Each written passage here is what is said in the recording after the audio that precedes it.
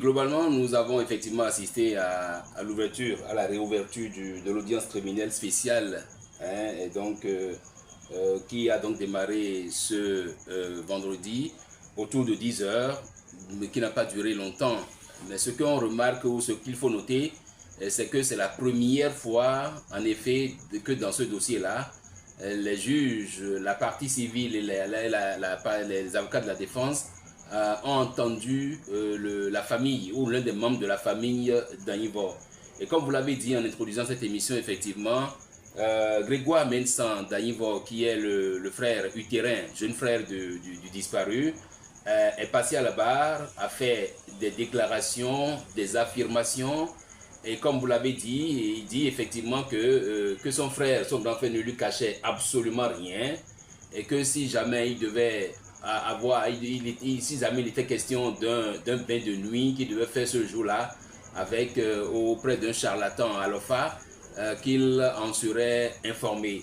Mais là où il n'a pas paru clair, c'est par rapport à cette dame, la dame, paix à son âme, une dame Legba, qui aurait fait un enfant à Pierre Hubert d'Anivor et dont Pierre reniait la paternité. On lui a demandé, le président lui a demandé, le procureur, le ministère public lui a demandé plusieurs fois s'il avait connaissance d'un tel dossier de son frère. Mais il a répondu non, qu'il n'en a pas connaissance et tout, et que c'est parce que le frère en question reniait la paternité du jeune homme ou de l'enfant qu'il n'a pas cru devoir l'informer. Donc, je crois qu'en clair, c'est ce que vous avez dit, Grégoire Mensan d'Anivor demande à Alofa. Il dit d'ailleurs que quand il a vu Alofa le premier jour, il lui a dit que jamais lui ne peut être le charlatan de son frère, parce qu'il connaît bien son frère. Et il dit que, bon voilà, que s'il y a un montage, s'il y a des gens qui ont pu approcher Alofa à l'effet de lui faire porter la tuerie ou l'assassinat de son frère, de bien vouloir venir à la barre, témoigner, dire finalement pour que les gens sortent. Mais l'autre aspect sur lequel il est revenu, c'est la dépouille qui a été exhumée je crois, au cours de la période là, je crois en septembre ou octobre, la dépouille qui a été exhumée là-bas à Wamesodo, nous étions là, présents, la date ne m'est pas venue en tête tout de suite, et dit qu'aujourd'hui quand on va à Prosy, que la dépouille qui avait été exhumée n'a rien de similaire à ce qui se trouve aujourd'hui à Prosy, qui est censé être gardé dans des conditions de réfrigération correctes. Et que ce qui est là aujourd'hui, c'est des squelettes, et il demande donc au président qui a pris le dossier en charge désormais de faire plutôt une descente, de demander à voir ce qui est là. Et donc, voilà, l'autre question également, c'est quand le président ou le ministère public lui demande s'ils sont prêts aujourd'hui à faire le deuil, il dit même s'il doit faire le deuil de leurs parents, il voudrait l'avoir en entier. Et donc, il dit, rendez-nous le corps en entier pour qu'on puisse vraiment faire le deuil de leurs parents. Et sur la dernière intervention, c'est par rapport à cette contre-expertise-là qui a été organisée notamment relativement au test d'ADN. Il dit que ce test d'ADN, qu'il doute de ce qu'il en est advenu sur toute la chaîne. Parce qu'il parle des conditions de prélèvement, des conditions d'envoi des résultats, des conditions. Et donc aujourd'hui, et comme je l'ai dit, c'est la première fois que un membre de la famille a écouté. Mais hier, c'était vraiment plusieurs fois, il a été consolé par des avocats, par et tout, parce que à un moment donné, je crois que l'émotion était forte et c'était les larmes aux yeux qu'il a parlé de son frère et tout. Donc voilà en gros ce qu'on peut retenir de l'audience de ce vendredi. Comme vous l'avez dit, c'est sa parole contre celle contre celle des accusés. C'est sa parole également contre celle contenue dans les éléments de preuve qui sont à la disposition de la justice aussi. Parce que je veux croire que la justice n'a quand même pas mis la main sur Alofa, son complice Donatien, juste pour des faits banals, même si à cette époque-là, on a pu noter quand même qu'il y a eu beaucoup de commissions qui étaient mises en place, commissions ad hoc, sur la base d'une plainte déposée par les travailleurs du ministère de l'économie et des finances, qui ont saisi le parquet. Il y avait également de l'autre côté la famille qui avait déposé une plainte au commissariat et tout. Donc, dans cet embrouillamini, dans ce mêlé-mélo là, il s'est passé des choses. Et Grégoire Mensan Danivo dit que le jour de l'exhumation, ils ont été convoqués, ils ont été appelés au ministère par l'ancien ministre d'alors, Grégoire Kofodji, qui leur a dit qu'il revient comme ça de Wamé, qu'il y a passé toute la nuit et qu'ils doivent y retourner, donc d'aller s'apprêter pour revenir afin qu'ils organisent le transport sur les lieux. Alors, donc il dit que sur place là-bas, qu'il a senti quand même certains rapprochements qui lui ont fait croire que c'était un événement monté de toutes pièces. Et donc aujourd'hui, il va falloir pour la justice reprendre encore toutes ces déclarations en compte, les confronter aux éléments de preuve que détenaient les différents enquêteurs et tout qui sont allés chercher à l'OFA, confronter également à cette déclaration de la dame qui dit avoir été victime d'un vol, je crois le 9, d'un vol à l'arraché de sa moto, le 9. Et donc aujourd'hui, je crois que les pièces maîtresses dans ce dossier, c'est deux personnes d'abord. Les deux personnes, c'est je crois qu'il doit être adjudant à l'époque là, qui était en service au commissariat de Rolacome, un certain Mpokwagu, et une dame, une certaine Hunegla, qui aurait eu des échanges, je sais pas, des échanges répétés sur le téléphone de Danivo au moment où les enquêteurs disent que c'était aux mains de Alofa déjà, qui avait donc déjà commis son forfait. Et le procureur de la République, qui aujourd'hui siège au ministère public, il dit, mais écoutez, j'ai fait les enquêtes, les gens ont été géolocalisés, mais pas sur le territoire national.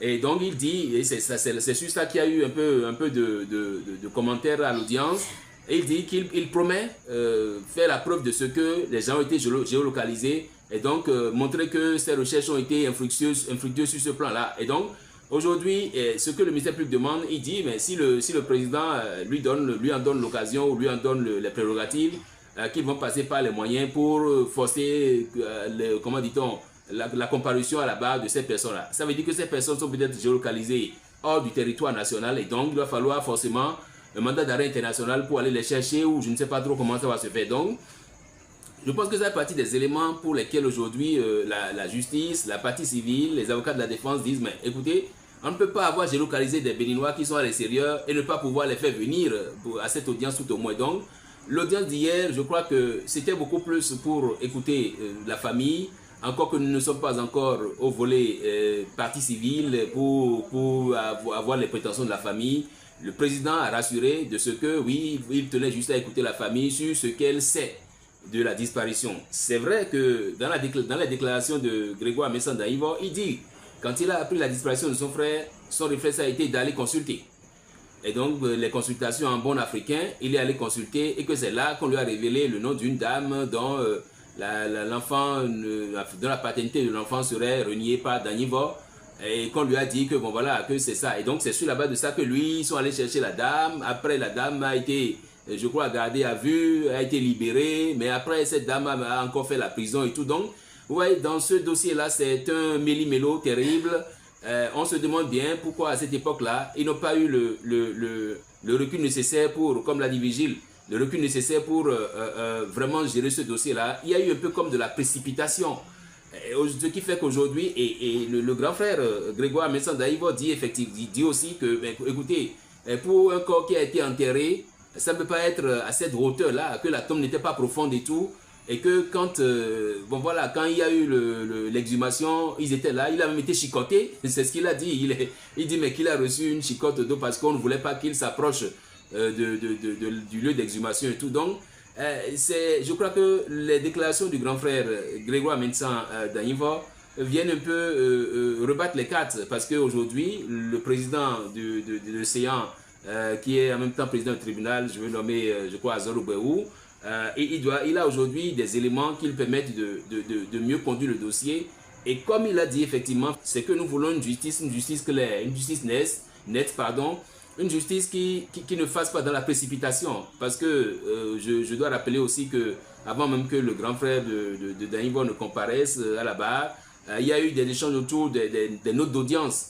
Et M. Ziflou qui rappelle au président que les notes d'audience ne doivent pas être ses repères et qu'il devrait lui-même se faire sa propre opinion de ce dossier. Vous savez, l'agenda des juges n'est pas celui des humains justiciables que nous sommes.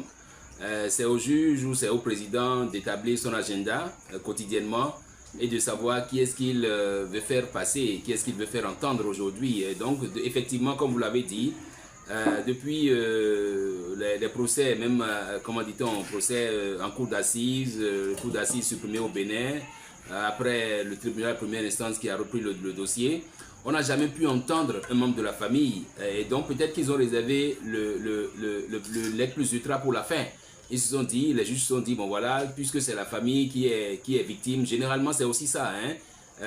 C'est la victime ou la famille de la victime, la partie civile qui est écoutée en dernière position généralement. Mais ici, et c'est ça qui fait que hier, les avocats, ce vendredi, pardon, les avocats, tant de la partie civile que de la défense, se sont dit et ont demandé et obtenu du président que ce ne soit pas déjà la partie civile qui soit en train d'être écoutée, mais qu'on puisse juste écouter la famille à l'effet d'entendre sa version des faits pour ce qui concerne la disparition de Pierre Hubert Daïvo. Donc, le président du tribunal, le tribunal de statut en matière criminelle, leur a dit non, que ce n'était pas encore la partie civile et qu'il voulait juste entendre la famille. Donc, c'est ça, c'est ce doute-là qui a été levé et qui a donc permis à la famille de pouvoir déposer. Et donc, nous ne sommes pas encore à la fin du procès. La preuve s'est renvoyée au 3 juillet pour la poursuite des débats.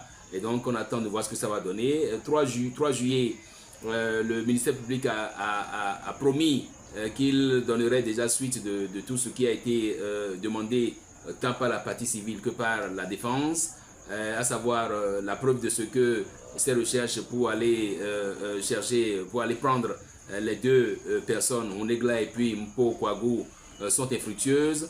Je crois sur l'autre question également, c'est la comparution de ceux qui avaient déjà déposé à la barre et pour lesquels la défense et la partie civile ont souhaité qu'ils reviennent déposer à nouveau. Il y a eu beaucoup de déposants, je ne peux pas citer tous les noms ici au risque d'en oublier. Et donc les avocats ont souhaité réécouter ces gens-là sur la base de nouveaux éléments qu'ils ont, sur la base de ce qui a été déposé comme rapport. Et au passage, il ne faut quand même pas oublier également ce transport judiciaire qui a eu lieu, qui a été ordonné par le tribunal de Cotonou, à l'effet de savoir, par rapport à l'ancien patron du service des renseignements, le colonel, je crois, Laourou, qui était patron du service des renseignements, qui dit avoir entendu un bruit depuis le mess des officiers ici, et qui s'est déporté sur les lieux. Ils ont fait le transport judiciaire sur les lieux pour voir si de sa position, en tant que patron du service des renseignements à l'époque là, qui est dans la zone comment dit-on, de la Soneb, pour savoir si depuis là-bas on peut entendre un quelconque cri de quelqu'un ici. Et donc le rapport a été déposé. Nous n'en savons pas grand-chose, mais il y a un des avocats de la partie civile, notamment Mbedzi Ziropwe, qui dit que ce qui a été déposé comme rapport lui paraît du mandarin et qu'il voudrait réécouter un peu, qu'il voudrait confronter ce qu'il a eu dans le rapport avec les dépositions qui sont faites par le colonel Laourou à cette époque-là. Donc, ça fait partie des nouveaux éléments qu'on pourrait entendre, confrontation, confirmation et tout et tout. Donc, on peut dire que le rendez-vous du 3 juillet va s'annoncer s'annonce assez dense, parce que si jamais tous ceux dont les avocats de la partie civile et de la défense ont exigé le retour à la base, si tout cela venait, ça pourrait aider à confronter des thèses, à confronter des idées et tout. Déjà que le grand frère de Daïvo dit, mais écoutez, pour faire les tests d'ADN, comment dit-on, que ces recherches lui ont fait dire que c'est le fémur qui permet de réussir un test d'ADN. Et qu'aujourd'hui, il n'a plus le fémur de son frère en place, si c'était vraiment le corps qui a été déterré à Ouamesodo. Donc, il y a un doute épais sur d'abord le corps qui a été déterré à Ouamé, à savoir si c'est vraiment le corps qui a été là-bas, parce qu'on dit que le jour-là, il y a un huissier qui était allé, comment dit-on, qui était allé prendre possession de ce corps-là. Et donc, on nous annonce également, on dit dans le dossier qu'il y a eu des gendarmes qui ont monté la garde tout le temps. Mais en même temps, on nous dit que les clés de cette ours-là sont détenues par un autre qui n'en avait pas forcément la qualité et qui aujourd'hui est passé de vie à trépas. Donc, vraiment, comme ils l'ont dit avant moi, c'est un effacement progressif de tout ce qu'il y a comme piste dans ce dossier. Et donc, bien malin qui peut dire quelle pourrait être la fin de ce